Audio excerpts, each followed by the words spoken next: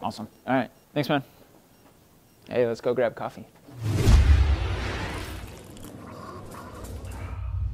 What's going on, everyone? This is Coffee Run. You guys have questions. Hopefully we can get some answers. Question number one, what's a lesson you learned after the process of raising $7 million in funding? Ooh, good question. Raising money is not fun. It's tough. You honestly get turned down quite a bit, but you learn a lot. I don't have one. All right, top 2 lessons learned. Number 1, it's difficult no matter where you're at in your journey, but it's really cool when you find people that believe what you believe and believe in you. Lesson number 2 is that honestly, all the due diligence and hard work is worth it. For us, it really kind of made us mature in a lot of different ways, and a lot of it was actually beneficial long term. So you can hate the process, but ultimately it helps you. Question number 2, how important is a calendar in your life? At this stage, it's very important. It's very easy to like double book or to tell someone, yeah, I'm free at 3.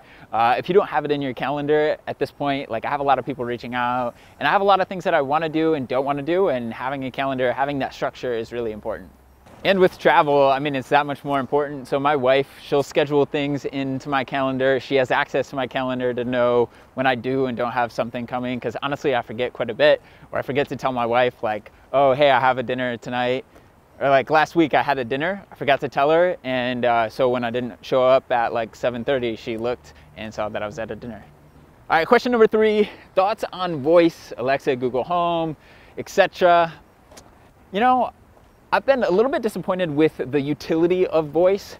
Now I know that it's faster, sometimes easier, but me personally, I don't use voice that much. Like shopping, I prefer to see the item, so I personally do not expect voice to be as big for shopping, at least not in the near term, as a lot of people think. Now, I think an Alexa show where you can say, Alexa, order toothpaste, and then the show shows the product, I think that helps because we're all still visual humans and we like to see as much as possible. So yeah, I mean, I think that there's definitely utility. I think as AI gets better, we can have more of like a Jarvis from Iron Man.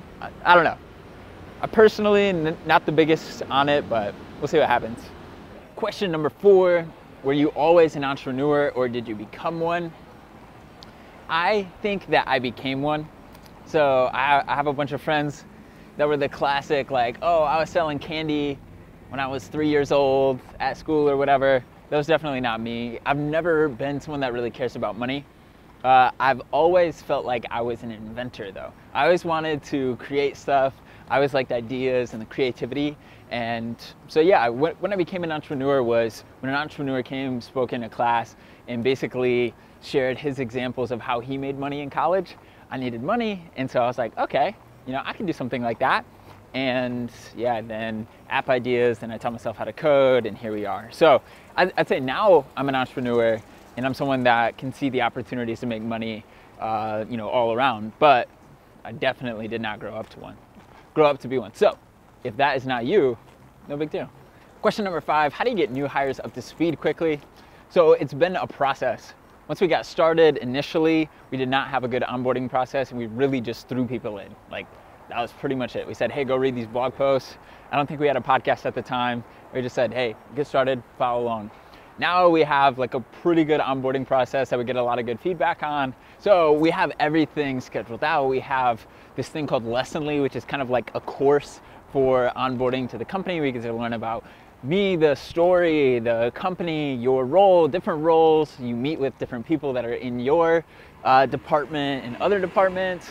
To some degree, we do still kind of throw you into the deep end, which I like. If you're not overwhelmed when you're just getting started, that means we're not pushing you enough, we're not setting the tone enough. One thing that I've really noticed is someone's success at Viral Launch is kind of dependent on how much we really set the tone when you first get started in the company. If you get started, we don't have much for you to do, things are very slow paced. For those coming in, they think that's what the company is like, and it's not. If you come in, we throw you into the deep end and we, you know, set the tone for you and let you know, hey, this is fast paced, you gotta work hard, you gotta move quickly. I think people like, that's the vibe that they come into the office with.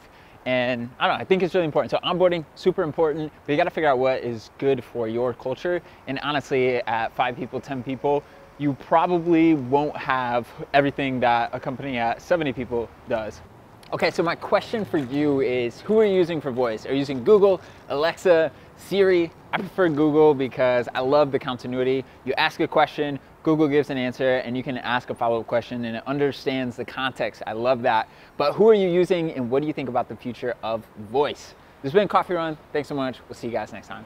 Thanks so much for watching this video. If you want to follow my journey to making it, go hit the subscribe button. We're always posting new content as I work to build this business. And if you want to see the behind the scenes, the day-to-day, come check me out on my personal Instagram. But I really appreciate it, and I'll see you guys later.